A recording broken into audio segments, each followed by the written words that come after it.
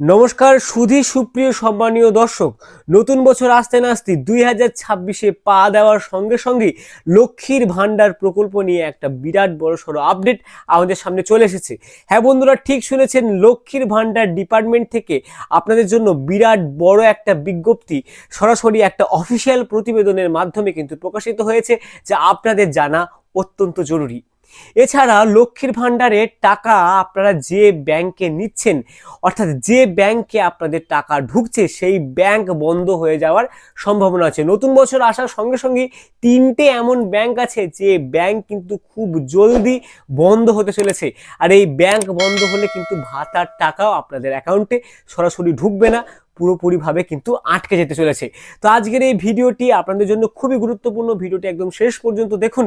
ভিডিওটি না দেখলে হয়তো আপনারা কিছুই বুঝতে পারবেন না, আর এই ভিডিওটি দেখে স্পষ্টভাবে আপনি আপনার সঙ্গে কি কি করতে হবে সবকিছু সঠিকভাবে ঠিক করে নিন, যাতে পরবর্তীতে আপনাকে কোনো রকম কোনো সমস্যার সম্মুখীন না পড়তে হয়। তো আজকের এই ভিডিওটি অত্যন্ত গুরুত্বপূর্ণ। ভিডিওটি একদম স্কিপ না করে শুরু থেকে শেষ পর্যন্ত দেখুন। স্টেপ বাই স্টেপ আপনাদেরকে আমি সব কিছু বুঝিয়ে দিতে চলেছি, যাতে আপনাদেরকে পরবর্তীতে কোনো রকম কোনো সমস্যার সম্মুখীন না হতে হয়, আর আপনার প্রাপ্য টাকা যাতে ঠিক সময়ে সঠিক সময়ে আপনার অ্যাকাউন্টে আপনি পেয়ে যান।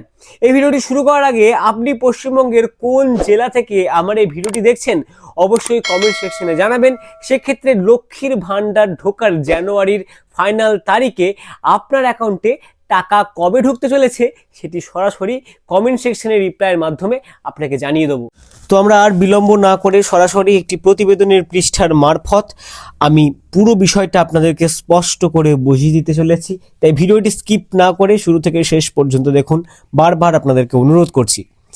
ব্যাংকিংয়ে বড় পরিবর্তন, 2026 থেকে নতুন নিয়ম আনছে আরবিআই। আপনারা বুঝতেই পারলেন যে ব্যাংকিং এর একটা বড়সড় পরিবর্তন হয়েছে। আরবিআই থেকে কিন্তু 2026-এর একটা বড় নোটিশ এখানে প্রকাশিত হয়েছে, ওটাই বলছে প্রতিবেদনের ভেতরে। বলছে দেখুন, 2026 সালের 1 জানুয়ারি থেকে দেশের ব্যাংকিং ব্যবস্থায় একাধিক গুরুত্বপূর্ণ পরিবর্তন কার্যকর হতে চলেছে রিজার্ভ ব্যাংক অফ ইন্ডিয়া অর্থাৎ আরবিআই এর তরফ থেকে। এই পরিবর্তনের ফলে লক্ষ লক্ষ ব্যাংক অ্যাকাউন্ট প্রভাবিত হতে পারে এবং কিছু অ্যাকাউন্ট বন্ধ হয়ে যেতে পারে। তাই বন্ধুরা, এখন থেকেই সতর্ক হন। আপনারা যদি এই ক্যাটাগরির আন্ডারে পড়েন তাহলে অবশ্যই যাচাই করে নেবেন, তা না হলে কিন্তু আপনার অ্যাকাউন্টে টাকা ঢোকা সম্পূর্ণ বন্ধ হয়ে যাবে, ভাতার টাকা কিন্তু সম্পূর্ণভাবে বন্ধ হয়ে যেতে পারে। প্রতিবেদনের পরবর্তী পৃষ্ঠায় আমরা পুরো বিষয়টা স্পষ্ট করে একটু বুঝে নিচ্ছি। শুরুতেই একদম মেন পয়েন্টে চলে এসেছি। দেখুন, বলছে কোন কোন অ্যাকাউন্ট বন্ধ হতে পারে। ডরমেন্ট অ্যাকাউন্ট, অর্থাৎ যে অ্যাকাউন্টে টানা 2 বছর বা তার বেশি সময় কোনো টাকা জমা বা তোলা হয়নি, অর্থাৎ এমন কোনো অ্যাকাউন্ট যদি থাকে সেই অ্যাকাউন্টে 2 বছর ধরে কোনো টাকা লেনদেন করা হয়নি, সেই অ্যাকাউন্ট কিন্তু বন্ধ হতে পারে। এই ধরনের অ্যাকাউন্টে হ্যাকিং বা জালিয়াতির ঝুঁকি বেশি থাকে, অর্থাৎ আপনার অ্যাকাউন্টের টাকা কেটে নেওয়ার হ্যাকিংয়ের মাধ্যমে কিন্তু অনেকটাই প্রবণতা বেড়ে যায়। দীর্ঘদিন ব্যবহার না হলে এই অ্যাকাউন্ট বন্ধ হয়ে যেতে পারে, সরাসরি জানানো হয়েছে আরবিআই থেকে। প্রতিবেদনের পরবর্তী পৃষ্ঠায় পরবর্তী অ্যাকাউন্টের দিকে আমরা চলে যাচ্ছি। ইনঅ্যাক্টিভ অ্যাকাউন্ট, অর্থাৎ যে অ্যাকাউন্টে 12 মাস বা তার বেশি সময় ধরে কোনো রকম কোনো লেনদেন হয়নি, অপব্যবহারের আশঙ্কা বেশি থাকে। সময় মতো একটি ছোট লেনদেন করলেই এই অ্যাকাউন্ট পুনরায় সক্রিয় রাখা সম্ভব।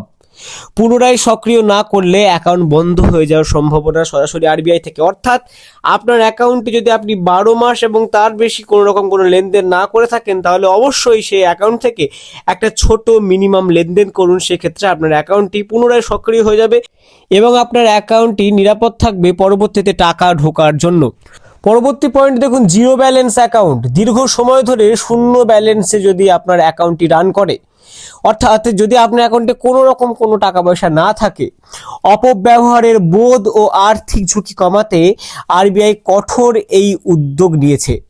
এই উদ্যোগে গ্রাহকরা অ্যাকাউন্ট সক্রিয় রাখতে উৎসাহিত কিন্তু হবেন এবং এই ব্যাংকগুলি পুনরায় সক্রিয় করে আপনাদেরকে কেওয়াইসি প্রক্রিয়া সম্পন্ন করে ব্যাংকটিকে উপযুক্ত একদম করে তুলতে হবে। এবার দেখুন, অ্যাকাউন্ট বন্ধ এড়াতে আপনাকে কি কি করতে হবে। অন্তত মাঝে মাঝে লেনদেন করুন, কেওয়াইসি আপডেট আছে কিনা তা সম্পূর্ণভাবে নিশ্চিত করুন। ব্যাংকের মেসেজ বা নোটিফিকেশনের উপেক্ষা কিন্তু করবেন না, আপনার অ্যাকাউন্ট যে কোনো সময় কিন্তু বন্ধ হয়ে যাওয়ার আশঙ্কা আছে।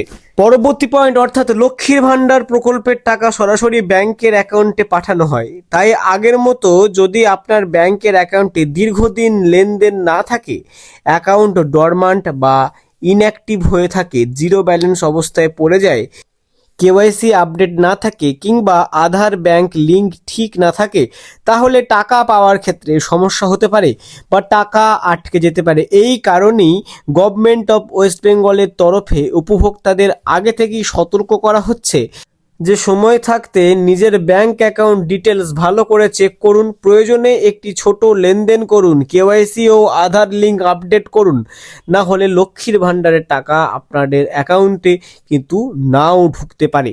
তো এই ছিল আজকের ভিডিওটি ভালো লাগলে অবশ্যই লাইক করুন, সবাইকে বেশি বেশি করে শেয়ার করুন, যাতে পরবর্তীতে কাউকে কোনো সমস্যার সম্মুখীন না হতে হয়, আপনার প্রাপ্য টাকা আপনার অ্যাকাউন্টে সময় মতো যেন ঢুকে যায়, এই কামনা করি। আজকের ভিডিওটি ভালো লাগলে ভিডিওটিকে অবশ্যই লাইক করুন, বেশি বেশি করে শেয়ার করুন। পরবর্তীতে লক্ষ্মীর ভান্ডার বা যে কোনো সরকারি প্রকল্পের আপডেট সবার আগে পাওয়ার জন্য আমার চ্যানেলটিকে অবশ্যই সাবস্ক্রাইব করুন। ততদিন পর্যন্ত নমস্কার, ভালো থাকুন, সুস্থ থাকুন।